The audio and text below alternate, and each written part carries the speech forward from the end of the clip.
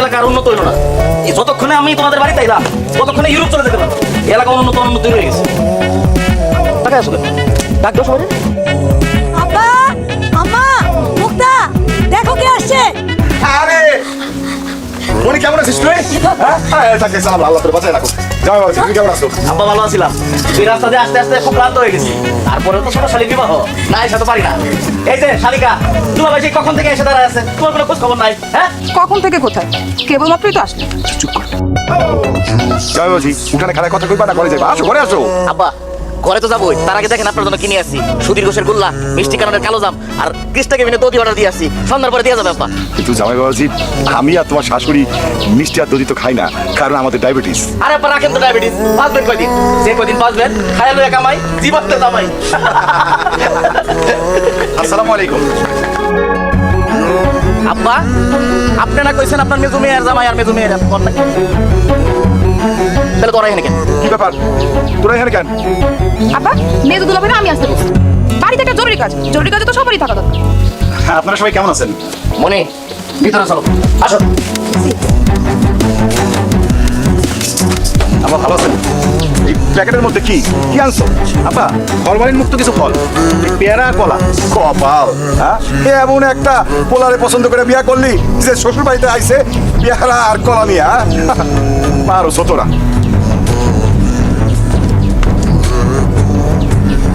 আচ্ছা আমি কিছু বুঝতে পারলাম না, তোরা আইবি ভালো কথা, একটা খবর দিয়ে আসবি না। হ্যাঁ মুক্তা না ছোট মানুষ, অনেক কিছু বুঝে না, তাই বলে তোরা কি মুক্তার মতো করবি? আমরা আসলে যদি সমস্যা হয় তাহলে চলে যাই আম্মা। আহা বাপ, তুমি সব কি বলতেছো? তোমার সাথে সমস্যা হবে কেন? আসো আসো, তোমরা ভিতরে আসো। তোমরা অনেক দূর থেকে আসছো। দুলা ভাই আসেন, খাবার দাবার খাইতে হবে না? আম্মা তুমি এসে তাড়াতাড়ি কি দেখতেছো? হ্যাঁ যাও খাবারের ব্যবস্থা করো। চলো দুলা ভাই। ধরো এটা না, আমি ব্যাগ নিয়ে আসি। হ্যাঁ, আগে তো।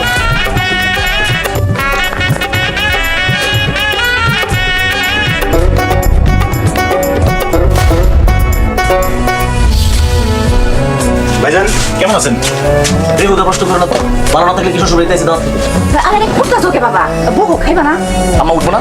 সাধারণ মানুষজনের সাথে বই গেম খাইতে কেমন লাগে? আরে তোমাকে বাড়ির মতো আমাকে বাড়িতে তো আলাদা ডাইনিং টেবিল নাই, একটু কষ্ট করে হইলো বহু বাবা খাইয়ে যাও। আম্মা আমি গরিব বাড়িতে বিয়ে করছি, এটা আমি নিজে জানি। আলাদা করে ডাইনিং টেবিল নাই, সেটা আমি মেনে নিছি, এতে আমার কোনো সমস্যা অন্য জায়গায়। আম্মা আমি রান্না করে বারবার করে কইছি যে রানীরে যাত্রার কাছে বিয়ে সাথে দিয়ে না। এই যে আপনি রানীরে যাত্রার কাছে বিয়ে সাথে দিয়েছেন, অবস্থাটা দেখেন তো রাজা, পোশাক আশাকের অবস্থা দেয়। আর এরকম লোকের সাথে আমি এক টেবিলে বসে খাবো, আমি বেলাল, অসম্ভব। আপনি এর আগে খাওয়ান, খাওয়া শেষ হলে পরে আমার ডাক দিন। দুলা ভাই আমি তো খাওয়ার জন্য আসি নাই, আপনি খান, আমি পরে খাবো না। আম্মা এত লম্বা জার্নি করার পরে আমি কিছু খাই না। দুলা ভাই আপনি বসেন, আপনি খান। না খেলে তো এনে বয়ে থাকতেছ। যাও আমি খাওয়া দাওয়া শেষ করি পরে। রাজা তোমার কি অবস্থা? পোশাক আশাকের পোশাক দেখলে মনে একটা করি, তুমি কি মিসকিন নাকি? ভালো জামা কাপড় কেন, টাকা পয়সা না থাকলে আমার বলুন, আমি দিই না কেন? কত লাগবো? আচ্ছা দুলা ভাই লাগলে বলবো না। আম্মা আপনি ভাইজানটা খাওয়ান। দুলা ভাই আপনার সাথে আমি পরে কথা বলবো না।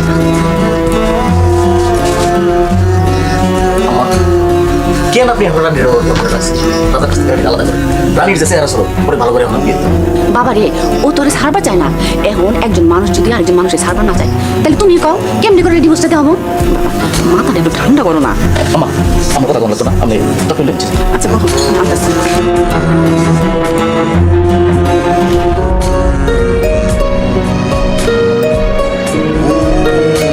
এই আমা বোধহয় মাংস দিতে ভুলে গেছে, আমি যাই কিনে আসি। আরে না না বসো তো।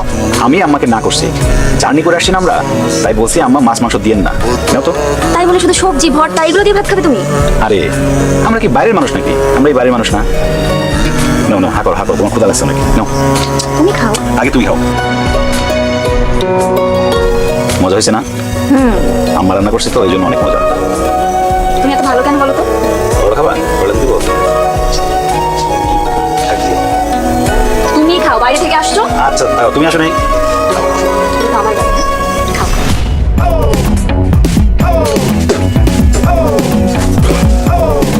আচ্ছা আমি তো এবার বড় জামাই হিসেবে এই বাড়িতে একটু সম্মান বেশি হওয়ার কথা না কি? উচিত কিনা?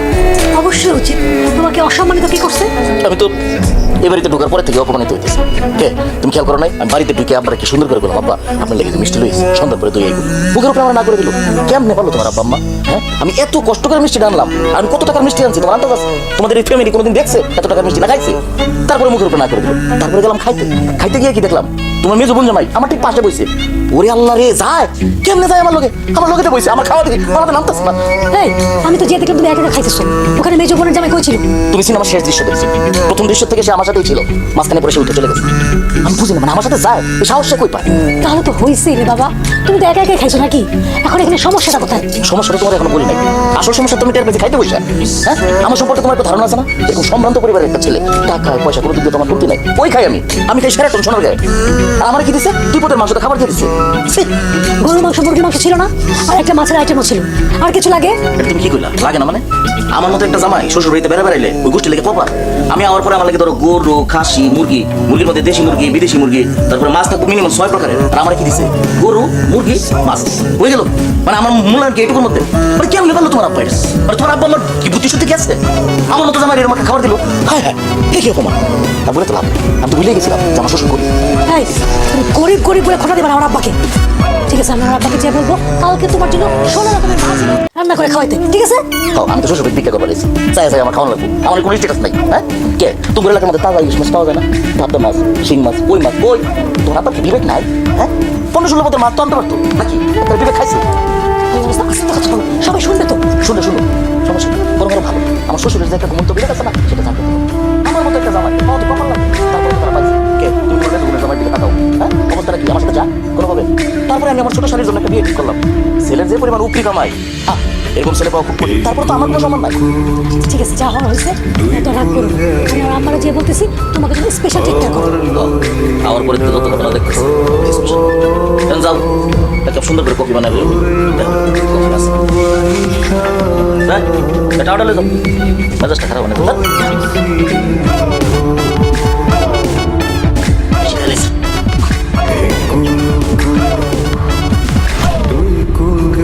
আম্মা, তুমি আজ আমার সাথে ভর্তা সবজি দিয়ে ভাবছো না? সুপার, তোর জামাইয়ের কি স্পেশাল কিছু রান্না করে দিতে দেবো নাকি? তবু তো এই বাড়িতে আসতে কই নাই, তারপর আসছো। আইসা যখন পড়ছো জাল দিমু সেটাই খাইবি, না খাইতে পারলে চলে যা। শুনেন, আমি খালি সবসময় তো রাইগে রেখে কথা বলকে, হ্যাঁ? মারে, বড় জামাই আইছে, মাছ মাংস যা ছিল সব তরকারি বড় জামাই দিয়ে খাওয়াইছি, আর একটু ঝোলমল ছিল, ওগুলা আমরা ঘরে সবাই খাইছি। তরকারি তো শেষ হয়ে গেছে গা, এই জন্য তগরে দিবার পারি নাই মা। আলিমা, মিথ্যে কথা কেন কইতাছো? যেটা সত্য সেটা মাইয়ারে কও। শোন, আমি তোর মারে বারণ করছি জামাইরে মাছ মাংস দিতে, এই জন্যই তোর মা জামাইরে মাছ মাংস দেয় নাই। প্রেম করে বিয়া করছিস না আমার মতে? এগুলা হইতেছে সেটার শাস্তি। বড় জামাইরে দেখ, শেখ তুই টাকা পয়সার মালিক, আর তোরা তো ভালো মতো কাপড় চোপড়ও কিনতে পারস না। জামাই শ্বশুর বাড়িতে কিনে আইছি খোলা আর পেয়ারা, যে করছস এখন বুঝতে পারতাছস? হ্যাঁ, এবারে এসে সত্যিই ভুল করছি বাবা। জামাই নিয়ে আসছি, এখন তো চলে যেতে পারছি। 2 দিন অপেক্ষা করো, তারপর চলে যাবো। দেখেন, আপনি জানি কেমন মায়ের কথাগুলো এইভাবে না কইলেও পারতে। চুপ করো। তাহলে কিভাবে কথা কইতে হইব সেটা কি তোমার কাছে শিখতে হইব? আমি আমার গতিতে চলি, তোমার গতিতে না। বড় জামাই, আব্বা, তুমি যে সম্বন্ধটা দেখছো আমি খোঁজ খবর নিয়েছি। মাশাআল্লাহ মাশাআল্লাহ, ছেলে তো অনেক বড় চাকরি করে, প্রতি মাসে তো বেতন আছেই, লগে আবার 1 লাখ টাকার মতো ইনকাম করে। বাজান, আমি কিন্তু মুক্তারে ওই ছেলের সাথেই বিয়া দিই, বুঝছো? কিন্তু বাজান, মুক্তা তো এদিকে ঝামেলা বাঁধায় রাখছে। কি ঝামেলা পাকাইছো আব্বা? মুক্তা, কি ঝামেলা পাকাইছো? প্রেম টেম করো না তো আবার? শুধু প্রেম প্রেম না, বাবা হিসাবে কইতে লজ্জা লাগে। তারপরে কই, মুক্তা ওর মারে কইছে ও যে ছেলেকে ভালোবাসে ওই নাকি বিয়া করবো। আব্বা কত? কি কত? উপরি? আদৌ ছেলে তো বেকার, কিছুই করে না। ওকে, টানি রাস্তা ধরছে। আবার রাস্তা খালি ধরলে হইব? বেকারের সাথে বিয়ে হইলে কি হয় আপনারা জানেন না? সামনে তো প্রমাণ আছে। আর আমি যে ছেলে ঠিক করছি, এই ছেলে বেতনের বারে 2 লাখ টাকা উপরি কামাই করে। আর মুক্তা যে ছেলের সাথে প্রেম করে, এই ছেলে তো বেকার। দুলা ভাই এত টাকা ইনকাম করে, কোন পদে চাকরি করে? এই তুমি এত কথা বলতেছো কেন? চুপ থাকো তো। এই তুমি পদ দিয়ে কি করবা? হ্যাঁ, তোমার পদ লাগবো? চাকরি নিবা? এই চাকরি কও। এখানে যেহেতু সবাই উপস্থিত আছেন, আমি সবার উদ্দেশ্যে একটা কথা বলছি। রনি বেকার হলেও আমি ওরেই বিয়ে করবো, ওরে ছাড়া আমি কাউকে বিয়ে করবো না। আর আপনারা যদি পারেন তাহলে ওকে হেল্প করেন, ও খুব মেধাবী ছেলে, জীবনে অনেক উন্নতি করতে পারবে। হ্যাঁ, এটা আমার জানা আছে। প্রেমে যখন মানুষ পড়ে তখন তার বয়ফ্রেন্ড বিরাট মেধাবী থাকে, মানে তার সাথে মানে দুনিয়াতে আর কোনো মেধাবী ছেলে থাকে না। পরে বিয়ার পরে দেখা দুধু মরুঘাট। হ্যাঁ, অর্থের অভাব যখন দেখা দিব তখন ভালোবাসা জানলা দেখা লাগবে। দেখছো কি বিয়া দোষ? আব্বা আমি বলছিলাম কি তোমার কথা কওয়া লাগবে না, আব্বা তোমার না করছে না কথা কইতে, বড়দের সিদ্ধান্ত মানতে ভালো লাগে না? দুলা ভাই আপনি ওর সঙ্গে এভাবে কথা বলছেন কেন? এই চুপ থাক, দেখতেছস না আমরা গুরুত্বপূর্ণ কথা বলতেছি। সব কথার মধ্যে তোকে কথা কইতেইব, চুপ থাক তোরা। বাজান কও কি কইবা কও। আব্বা আমি কইতেছিলাম কি যে মুক্তা তো ছোট মানুষ, এত কিছু তো বুঝবে না। তো এনে আপনি আছেন, আমি আছি, আমরা হলাম গার্জিয়ান, আমরা যে সিদ্ধান্ত নিব সেটাই মুক্তার জন্য ভালো হবে। এই তুমি কি বললা? গার্জিয়ান না? তুমি আমাকে চোখে দেখো না? মুক্তার বড় বোন হিসেবে আমি তো মুক্তার গার্ডিয়ান। তুমি কিসের গার্জিয়ান? মেয়ে মানুষ আবার গার্জিয়ান হয় নাকি? মেয়ে মানুষের মতো থাকো, তাই না? গার্জিয়ান তো চাপা আর আমরা যা সিদ্ধান্ত নিব তাই হইব। বাজান তোমার উপরে